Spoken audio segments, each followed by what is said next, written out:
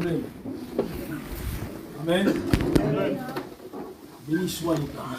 Il y a quelque chose qui a touché mon cœur ce matin, c'est qu'il y a eu de l'adoration spontanée. Il y a des sœurs, des frères qui ont adoré le Seigneur. Amen.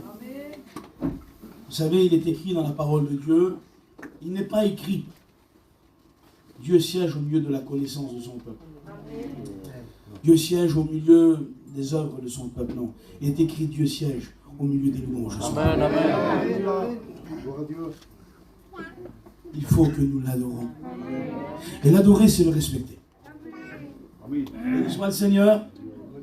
L'adorer, c'est le respecter, c'est aimer sa parole et observer toutes ses paroles. Béni soit le Seigneur. Parce que si notre vie n'est pas en accord avec la parole, tous nos jeûnes et prières ne servent à rien. Si notre vie n'est pas en accord avec la parole, toutes nos œuvres ne servent à rien. Si notre vie n'est pas en accord avec la parole, tous nos sacrifices ne servent à rien. Ce qui compte devant Dieu, c'est d'être en accord avec sa parole. Une vie accordée avec les paroles de Dieu est une vie qui résulte de puissance, de bénédiction et de victoire. Amen. Amen. Béni soit le Seigneur. Amen. La victoire dans nos vies, la victoire sur le monde, c'est notre foi. Notre foi en qui? Notre foi en Dieu. Amen. Notre foi dans sa parole et dans la pratique de sa parole. J'aimerais qu'on prie, Seigneur. J'ai besoin de la grâce de Dieu. Hier soir, dans la nuit, j'ai été fortement attaqué par l'ennemi. Fortement. L'ennemi me disait, ces messages que tu portes, est-ce que c'est vraiment approprié? Est-ce que les foyers avaient besoin de cela? Ça dérange l'ennemi, je vous promets. L'ennemi ne veut pas être dévoilé. Il ne veut pas. Il n'aime pas la vérité. Il n'aime pas que vos yeux s'ouvrent. La parole de Dieu veut vous mettre sur une tour élevée, une tour forte, afin de voir les pièges venir de loin. Mais l'ennemi voudrait que vous voyez juste devant vos pieds votre propre intérêt. Non. Nous allons dévoiler ces plans. Et nous allons le vaincre par la parole. Béni soit le Seigneur. Voilà. Je demande à Dieu des fois, pourquoi Seigneur, toujours tu donnes ces messages-là? Que voulez-vous? Nous pouvons donner que ce que nous avons reçu. Amen. Nous devons simplement obéir. Alors on va prier le Seigneur. Et on va continuer le message. Béni soit le Seigneur. J'aimerais demander à mon ami qui est là, qui prie le Seigneur pour moi. Merci, Père éternel. Seigneur, c'est ta parole qui prie de Jésus. Sans ta parole, Seigneur, nous ne pouvons rien faire. Et Seigneur, bénis ton serviteur. Il est déjà béni, Père éternel, mais révèle, Seigneur, ce qui dans chaque cœur. Nous pouvons joindre, Seigneur, tes âmes. Seigneur, s'il te plaît. Seigneur, qu'il y ait une démonstration de l'Esprit Saint. Seigneur, c'est toi de ton roi. Au nom de Jésus, dévoile les cœurs. Merci, Père éternel, parce que tu vas le faire, Jésus. Ta parole est puissante, Seigneur. Merci pour ton messager. Bénis encore, Seigneur. Amen. Amen. Béni soit le Seigneur. Amen. Comme nous avons parlé dans ces jours, il s'élève autour de nous des soi-disant églises, mais qui sont en réalité des tours de Babel. Et à l'intérieur de ces tours de Babel, nous ne trouvons pas des vrais pasteurs, mais des enchanteurs. Des hommes tellement subtils,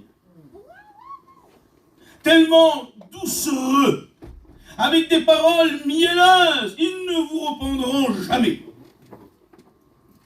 Sur une fracture, ils mettent de la pommade, vous resterez handicapé.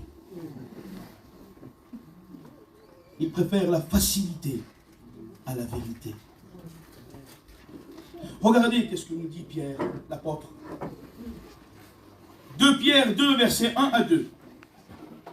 Il y a eu parmi le peuple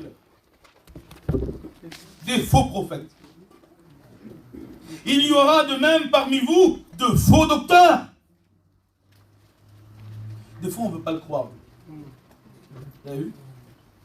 Non, pas lui, non, pas là. Et la Bible nous dit. On ne voudrait pas le croire. Et la Bible nous dit qu'ils viennent habillés de peau de brebis. Mais à l'intérieur, ce sont des loups ravisseurs. Des loups ravisseurs qui travaillent que pour leur gloire. Ils paraissent pour des brebis gentilles. Mais ce sont des loups solitaires. Vous savez c'est quoi des loups solitaires? Un loup solitaire, il veut une meute. Et il n'hésite pas de tuer le chef de la meute, de le descendre, de même tuer quelques enfants dedans, des louveteaux, pour avoir le contrôle de la meute. Et ces hommes-là viennent. Ils n'hésitent pas à briser, à casser, à troubler, à mentir. Ah, ils sont trop subtils pour mentir. Ils ne mentent pas. Ils bravent la vérité. Afin d'avoir le pouvoir et de satisfaire leur orgueil. Prenez garde. Prenez garde à celui qui vous flatte trop. Aimez celui qui vous reprend. Amen. Aimez les hommes qui vous disent la vérité. Aimez-les. La Bible dit, reprends l'insensé, il taillera. Reprends le sage, et il t'aimera. Amen. Et il t'aimera. La Bible dit, aime la correction. Aime la correction. Car si Dieu te reprend, c'est que tu es du royaume. Amen. Si Dieu te châtie, c'est qu'il te prend pour son fils. Si le berger prend soin de toi et qu'il vient te reprendre, c'est que tu fais partie du corps. Béni soit le Seigneur. Et des fois, il ne faut pas de la pommade, vous savez. Une pommade, ça ne guérit pas la fracture. Des fois, il faut une broche. Des fois, il faut casser encore plus l'os afin qu'il guérisse. Et cela vient de la vérité. Vient de la parole de Dieu. Nous devons rester fermes face à la parole. Car il n'y a que la parole qui est le baume qui peut guérir. Amen. Ils viennent. Ils viennent avec des habits de brebis. Mais au-dedans, ce sont des loups ravisseurs. Il nous dit, il y a eu parmi le peuple des faux prophètes, il y aura de même parmi vous de faux docteurs qui introduisent des sectes. Des sectes pernicieuses. Et qui, reniant le maître qui les a rachetés, attireront sur eux une ruine soudaine. Plusieurs les suivront dans leur dissolution. Vous voulez que je vous dise que personne ne les suivra? Mais la Bible me dit le contraire. Mais prenez garde. Ne faites pas partie de cela. Et la voix de la vérité sera calomniée à cause d'eux. La voix de la vérité sera calomniée à cause d'eux, à cause de leur dérèglement, à cause de leur fausse doctrine, à cause qu'ils ont voulu aller plus loin que les bornes que Dieu le Père a fixées de sa propre autorité. Des faux docteurs s'introduiront des sectes. Qu'est-ce que ça veut dire une secte? C'est quoi une secte? Qu'est-ce qu'il veut nous dire là l'apôtre Pierre? Une secte, c'est des hommes qui suivent leurs propres principes. C'est comme on dit nous, et pas autrement. Les principes des hommes, ils ne se dirigent plus selon la parole de Dieu. Pour eux, elle est obsolète, elle est fermée, et c'est leur propre pensée, et leur propre regard, et les désirs de leur cœur charnel qui les conduisent. Ils créent des sectes. Ils ne sont plus dirigés par la parole de Dieu, mais ils sont dirigés par la chair. Et il est écrit que ces sectes sont pernicieuses. C'est important ça. Les mots de la parole sont importants et il faut s'y arrêter. C'est notre instruction. C'est notre instruction. Des sectes pernicieuses. Ils se perdent. Et ceux qui les suivent se perdent avec eux. Comment un aveugle peut conduire un autre aveugle? Ils vont tous les deux tomber dans un trou et ils vont mourir. Pourquoi ils sont aveugles? Parce qu'il n'y a que la lumière de la parole qui peut donner la clarté. Il est écrit, ta parole est une lumière sur mon sentier et une lampe à mes pieds. C'est la parole de Dieu qui éclaire notre chemin. C'est la parole de Dieu qui rend clair le chemin. Sans la parole, il n'y a pas de lumière. Sans la parole, il n'y a pas de clarté. Sans la parole, il n'y a que ténèbres. Sans la parole, il n'y a que des aveugles qui conduisent des aveugles et qui vont à la perdition. Et qui vont à la perdition. Le mot pernicieux, là, dans le texte, c'est apolia, qui veut dire destruction et mourir. Parce qu'une œuvre qui n'est pas basée sur la parole de Dieu, une église qui n'est pas basée sur la parole de Dieu, un ministère qui n'est pas basé sur la parole de Dieu, une vie qui n'est pas basée sur la parole de Dieu, n'importe quelle entreprise évangélique qui n'est pas basée sur la parole de Dieu ne donnera pas la vie. C'est quelque chose de factice. C'est des fleurs en plastique qui ne donnent aucune odeur. Il n'y a pas le parfum de Christ. Ça peut paraître beau. Ça peut briller. Il peut avoir une belle organisation. Mais l'Esprit de Dieu ne se trouve pas dans une bonne organisation. L'Esprit de Dieu ne se trouve pas dans une discipline évangélique. L'Esprit de Dieu se trouve où la parole de Dieu est respectée. Amen. Adieu. Jésus a dit dans Jean chapitre 14, le Saint-Esprit vous rappellera toutes mes paroles. Jésus a dit à ses disciples, allez, restez et vous recevrez. Et ils ont reçu le Saint-Esprit. Le Saint-Esprit vient si on respecte la parole du Christ. Et quand il vient, il nous rappelle ses paroles à lui. L'Esprit Saint vient si nous respectons Jésus. Si nous honorons sa parole et ses commandements. Christ n'a-t-il pas dit, un homme prouvera qu'il m'aime s'il observe toutes mes paroles. Alors vous avez vu, nous, on est des petits gitans. Et sur l'organisation, on a beaucoup envie. C'est vrai, hein. Je crois que c'est un miracle qu'on a des conventions avec des milliers de personnes. Quel peuple indiscipliné, mais il y a l'Esprit de Dieu. Amen. Il y a l'Esprit du Seigneur. Et le Seigneur nous conduit. Le Seigneur nous conduit. Alors il n'y a peut-être pas de discipline dans la forme du matériel. Mais parce qu'il y a l'Esprit de Dieu dans le fond du cœur, il y a la discipline. Amen. Et c'est ce qui compte. C'est là la discipline qu'il faut qu'elle soit. C'est pas grave l'organisation. Si les chaises sont mal placées, des fois on vient un peu en retard. Hein, Foin, il est toujours en avance. C'est pas grave. Le plus important, c'est que la discipline soit dans le cœur. Béni soit le Seigneur. Je bénis le nom de Jésus-Christ. Alors oui, on paraît des fois. Et on regarde et ça paraît être beau, être bien. Mais pourtant, j'ai entendu dire qu'il y a des guérisons. Mais pourtant, j'ai entendu dire qu'il y a une louange, ils sont en train de pleurer. Et tu sais, tu peux pleurer tous les océans. Tu peux chanter tous les cantiques de la terre. Tu peux user tes genoux jusqu'à plus marcher dans une église, tellement que tu te mets à genoux pour prier. Si tu ne respectes pas la parole, tu ne peux pas aller au ciel. C'est impossible. Ce n'est pas l'activité de ton corps sur la terre qui va te sauver. C'est la position de ton cœur devant Dieu. Et la position du cœur sauvé, c'est le respect de la parole. Amen, mes frères, c'est ça, non? Je ne me trompe pas. C'est le respect de la parole. Regardez. Dans l'Ancien Testament, il est écrit que l'arche d'alliance va être prise par les Philistins. Ils vont la prendre. Puis Dieu va les châtier. Et il est écrit que l'arche d'alliance était dans le temple de Dagon. Et la statue de Dagon, devant l'arche d'alliance, va se briser les mains et la tête. Parce que dans la présence de Dieu, les pièges de l'ennemi se brisent. Amen. Il ne résiste pas. Si vous êtes habité de la présence de Dieu, l'ennemi ne pourra pas vous piéger. Parce que vous êtes le temps, vous êtes l'arche. Et Dieu va les frapper d'une plaie. Alors qu'est-ce qu'ils vont faire? Ils vont prendre un char tout neuf. Quel char qu'ils ont dû prendre? Ils ont dû prendre le plus beau char qu'ils avaient à Gaza, qu'ils avaient dans la Philistie. Le plus beau char. Et dès qu'ils vont mettre des bœufs neufs, alors, qui n'avaient jamais servi, qui n'avaient jamais labouré la terre.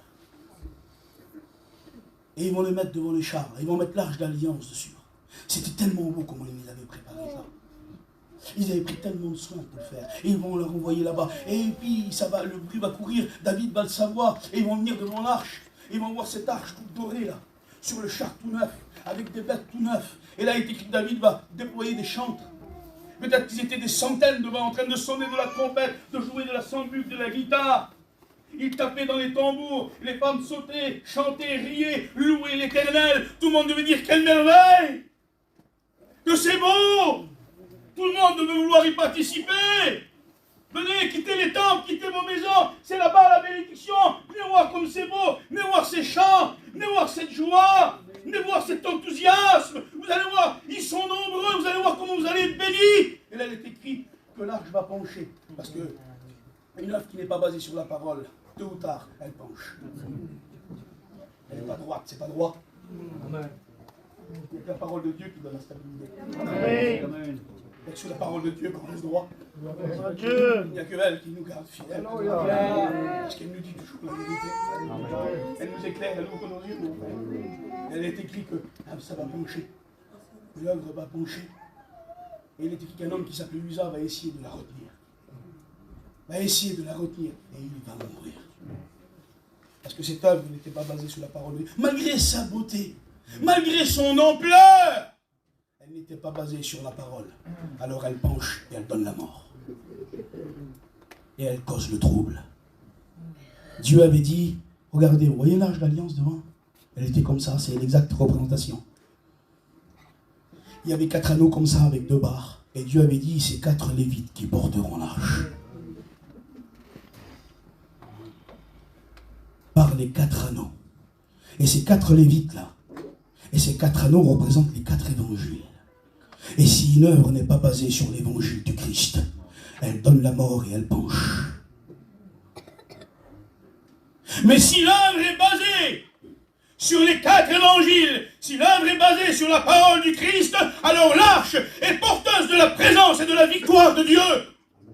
Elle ne penchera pas. Elle est selon la parole. Ils ont voulu aller plus loin, dépasser les bornes de la parole, alors qu'il suffisait simplement 4 kéatites, ne dépensant pas les bornes. Nous n'avons pas besoin de lumière derrière nous et des concerts évangéliques. On a besoin de fermer nos yeux simplement là. Ce que Dieu veut, c'est ton cœur. Ce n'est pas une forme, c'est un fond, c'est ton cœur. On a besoin de chanter pour le Seigneur. Amen. Et que pour lui. On n'est pas des artistes. Amen. On est des chrétiens. Amen. On est des chrétiens. Et si on chante, c'est pour le Seigneur. Amen. Et si on loue, c'est pour lui qu'on est là. C'est parce qu'il a donné sa vie. Alors oui, il y a des œuvres qui font envie. On les regarde de loin. Il y a David là-bas. Hey, tu ne vas pas dire que David, c'est un homme de Dieu. Hein? Oui, mais David, à ce moment-là, il n'a pas basé son œuvre sur la parole du Seigneur. Eh bien, tout David que c'est, son entreprise a donné la mort. Tu as vu les cantiques qu'il fait, David? Tu as vu les victoires qu'il a déjà eues? Eh oui, c'est vrai, il a combattu Goliath, c'est vrai que c'était un homme de Dieu, oui. Mais à ce moment-là, là, sa vie, elle n'est pas basée sur la parole. Alors l'œuvre, il penche, et il donne la mort. Un homme peut avoir eu des grandes victoires dans le passé, avoir marché fidèlement, avoir été séduit, et rentrer dans quelque chose qui dépasse les bornes de la parole. Son entreprise donnera la mort. Son entreprise va pencher. Et quiconque s'y mêlera, comme dit l'apôtre Paul, plusieurs les suivront dans leur dissolution. Ça veut dire qu'ils vont couper la parole, ils vont mettre de l'eau dans le vin. Ils vont essayer de la rendre plus claire. C'est-à-dire d'enlever son épaisseur, d'enlever son poids. Ils vont essayer de la dissoluble, de la dissolution dans la parole. Essayer de la brader. Un évangile à bon marché. Et la voix de la vérité, alors sera calomniée. La voix de la vérité sera calomniée. À cause d'eux, nous dit l'apôtre Paul. L'apôtre Pierre, excusez-moi. À cause d'eux. L'enchanteur est trop subtil pour mentir, je vous ai dit. Il brade la vérité. Il agit comme Satan. Il peut se déguiser en ange de lumière. Il dit, Dieu a-t-il réellement dit, tu crois que ce texte c'est pour ton temps? Ah, tu crois que tu arriveras à attendre si tant d'années? Viens chez nous, tu vas servir Dieu en un an. Oh, mais tu ne serviras pas Dieu là-bas. Tu vas peut-être travailler pour soi-disant pour Dieu, mais tu ne travailleras pas avec Dieu. Parce que Dieu ne travaille pas avec ceux qui ne respectent pas sa parole. Ils ont des paroles enchanteresses. C'est des enchanteurs. Ils sont capables d'hypnotiser les gens avec des paroles flatteuses. Ils viennent brader la vérité. Vous présentant un évangile qui est bon marché. C'est pas grave. Avec ton péché, tu prends la Sainte-Seine. C'est pas grave. Tu peux venir et tenir une église, même si tu es dans l'adultère. C'est pas grave, ma soeur. Habille-toi comme tu veux. Dieu, il ne regarde pas à l'habit, tu sais, il regarde au cœur. Oui, mais si l'intérieur a changé, l'extérieur doit aussi le changer. Amen. Il y en a trop qui viennent au milieu de nos rangs et qui font la mue du serpent. Ils changent de peau. Ils brillent un moment, mais l'intérieur ne change pas. Il faut devenir une chenille. Semblable à une chenille rentrée dans la chrysolite et te briser de l'intérieur. Briser tout ce qui est la terre. Pour ressortir tout ce qui est céleste, un papillon. À lui, ça ne leur dérange pas que tu es un serpent, que tu gardes ta nature de serpent. Ils veulent que tu changes de peau, simplement. Oh, brille un petit peu, c'est pas grave. Dieu ne veut pas que tu brilles, il veut que tu sois brisé. C'est la différence. C'est la différence. Il est écrit dans Deutéronome, chapitre 22, verset 5. Si une femme porte un habit d'homme, cela est une abomination aux yeux de l'Éternel, ton Dieu. Vous pourrez lire le texte. Deutéronome, chapitre 22, verset 5. L'apôtre Paul nous dit que les femmes dignes, qui font profession de servir Dieu, s'habillent d'une manière décente. Là, tu viens chanter, ma soeur, viens. Viens derrière. Fais-toi voir, comme si tu irais en boîte de nuit. Mais non, c'est l'église de Dieu. C'est l'église du Seigneur. L'église est une sainte femme. Une femme pure. Une femme propre. Une femme respectable. Celui qui aime le monde et ce qui est dans le monde, l'amour du Père n'est pas en lui.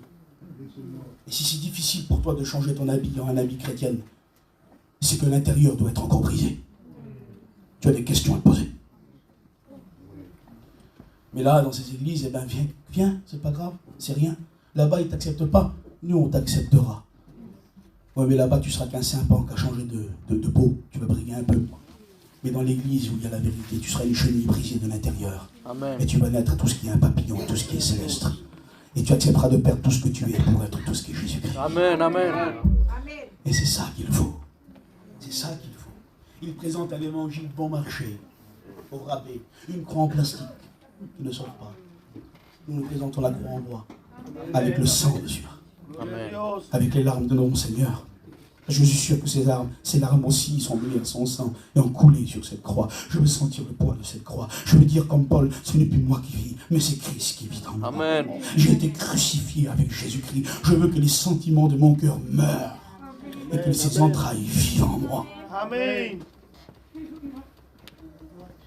Vous savez aussi, des fois, nous on va vers les gens, je fais une petite parenthèse.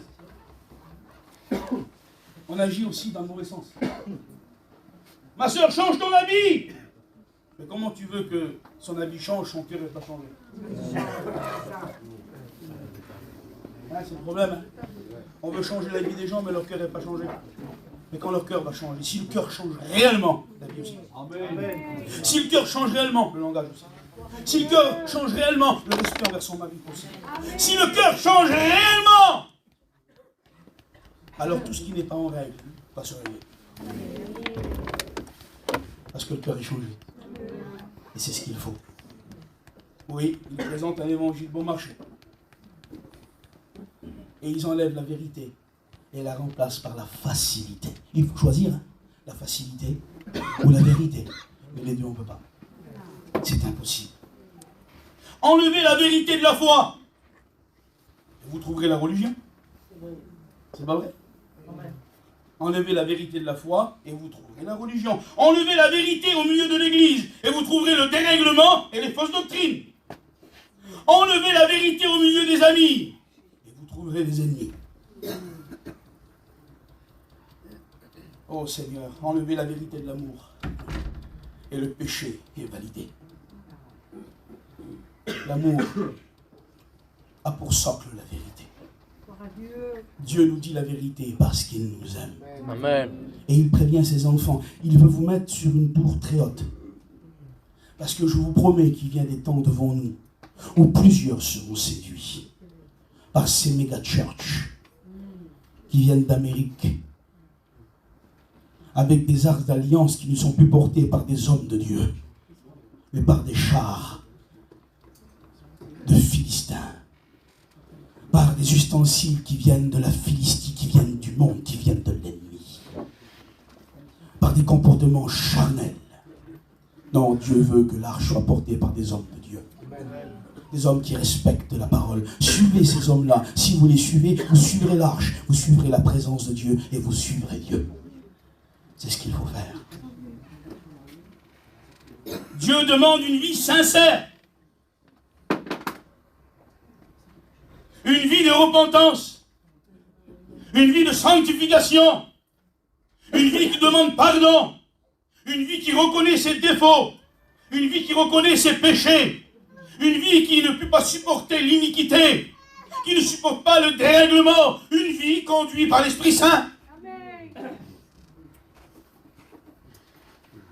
Aujourd'hui, dans certaines églises, l'évangile de la sanctification, l'évangile du renoncement, l'évangile de la vraie croix en bois est mis à bas et à terre. Si t'es pas riche, t'es pas béni. Bah alors moi je suis maudit.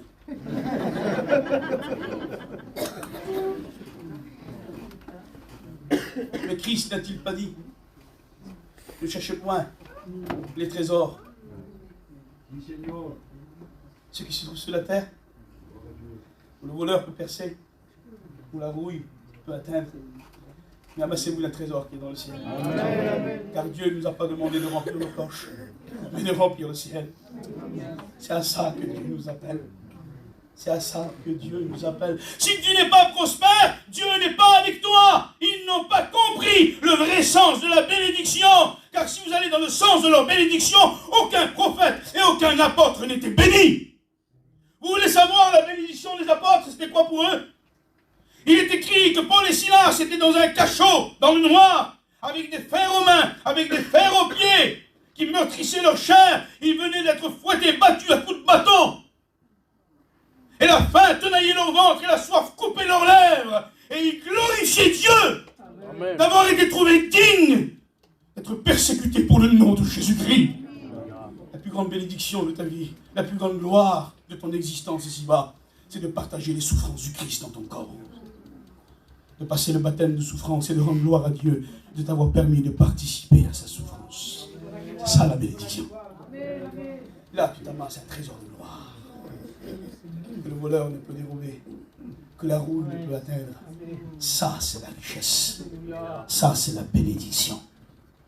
N'écoutons pas cet évangile de prospérité, qui n'est que terrestre, un évangile qui n'apporte que ce qui est sur la terre. Écoutez le vrai évangile, qui vous apportera ce qu'il y a dans le ciel. Ce qu'il y a dans le ciel. Il faut une vie sincère. Vous savez, c'est quoi l'étymologie du mot sincère? C'est au temps des Romains. À l'époque, la poterie était un grand commerce. Tout le monde avait besoin de pots en terre. Pour mettre l'huile, pour mettre l'eau, pour mettre la viande. C'était un peu le frigidaire de l'époque. C'est dans ça qu'on conservait dans des jarres. Alors c'était un grand commerce. Et à Rome, il y avait un grand commerce de poterie. Mais il y avait des petits filous. Quand ils transportaient les vases, c'était fragile, il y avait des fissures.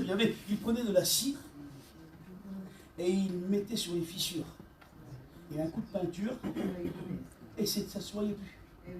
Mais quand vous prenez le vase et que vous le laissez au soleil devant le puits, ou sur votre table, la cire fondait, et le vase ne servait plus à rien. Alors les vendeurs de vases se mettaient devant et disaient « San Sire! San Sire !» Ça veut dire c'est sans cire. Le vase est sincère. Il n'a pas de brèche. il n'y a pas de maquillage. Il est vrai. Il est vrai. Et j'aimerais vous dire qu'on peut maquiller l'œuvre comme on veut. Maquiller notre vie comme on veut. Un jour viendra le soleil de justice qui fera fondre toute la cire de l'apparence. Amen. Et nous reconnaîtrons celui qui sert Dieu et celui qui ne le sert pas. Et là sera dévoilé le vrai du faux. La parole de Dieu nous dit, dans le psaume 51, verset 8, tu veux que la vérité soit trouvée au fond du cœur. Pas au-dessus. Parce qu'il peut y avoir des choses en dessous. Au fond du cœur. Il faut qu'il n'y ait rien en dessus de la vérité. Il faut que notre cœur soit entièrement éclairé par la sincérité et par la vérité. Il y a une petite histoire vraie qui nous dit un roi n'avait point de descendants. Et ce roi-là essayait de trouver une idée, de trouver un successeur à son trône. Mais c'était un roi qui aimait beaucoup son peuple et qui était bon pour son peuple. Donc il voulait un homme sincère, un homme vrai pour le diriger. Alors il va appeler tous ses intendants, du premier ministre là, qui lui donnait des conseils, au balayeur de la cour. Et il va dire voilà, un pot avec de la terre et une graine de semence. Celui qui dans un an me ramènera la plus belle plante deviendra roi à ma place. Alors là, tout le monde va prendre cette plante-là, ils vont en prendre soin, ils vont changer la terre, mettre la plus belle terre, l'arroser tous les jours, la mettre au soleil, la mettre à l'ombre. Mais le petit balayeur, lui, il arrose la plante 1 mois, 2 mois, 3 mois, 10 mois, 11 mois, rien pousse. Et rien pousse. Il n'y a encore qu'une graine. De la terre et une graine, de la terre et une graine. Rien pousse. Il a essayé de la mettre au soleil, il a essayé de la mettre à l'ombre, il l'a arrosé avec de l'eau de source, avec de l'eau de pluie. Rien a poussé. Alors là, il vient, le 12e mois arrive, l'année est passée, et il voit passer devant lui des plantes jaunes, des plantes vertes, des plantes roses, de toutes les couleurs que vous voulez, les plus belles que les autres. Il se dit, ah, moi, je n'ai pas réussi à faire pousser la graine, comment je vais faire? Mais c'est le roi, je dois aller quand même devant lui. Et il arrive le dernier, le petit balayeur, et il dit, mon roi, je l'ai mis à l'ombre, je l'ai mis au soleil, je l'arrose avec l'eau de source, avec l'eau de pluie, rien n'a poussé. Le roi se lève, il lève son sceptre et il dit, voici le nouveau roi. Tiens ma couronne, assis-toi sur mon trône, voici mon sceptre.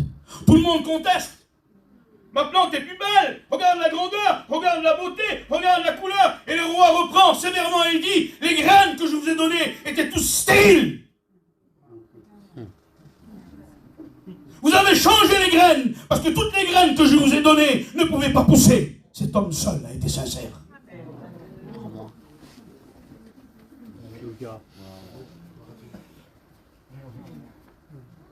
Et combien d'œuvres autour de nous qui sont des plantes en plastique et ne dégagent pas l'odeur du Christ. Ne regardez pas à la beauté d'une œuvre, ne regardez pas à la grandeur d'une œuvre, regardez à la sincérité de l'œuvre. Amen. À la vérité de l'œuvre. Là où il y a le vrai parfum du Christ, là où il y a la vérité qui est prêchée et proclamée. Et même si c'est pas plus grand, même si c'est pas plus beau, c'est vrai. Et c'est ce qui nous importe. Et c'est ce qui nous importe. Ne soyons pas séduits. Restons dans la vérité. Je bénis le nom du Seigneur. Je bénis le nom du Seigneur Jésus-Christ. Écoutez. Je vais écouter l'Esprit Saint. Je vais écouter le Seigneur. J'ai écrit beaucoup. J'ai écrit encore 4-5 pages. Je pourrais prêcher encore 1 heure. On va arrêter. Écoutez. Après, je parle de moi-même. C'est bon, ils ont compris. Amen. Vous voulez que j'avance plus? Pourquoi faire pour faire plus beau, finir en apothéose? Ça ne m'intéresse pas, je n'ai plus rien à dire. Prions le Seigneur. Amen.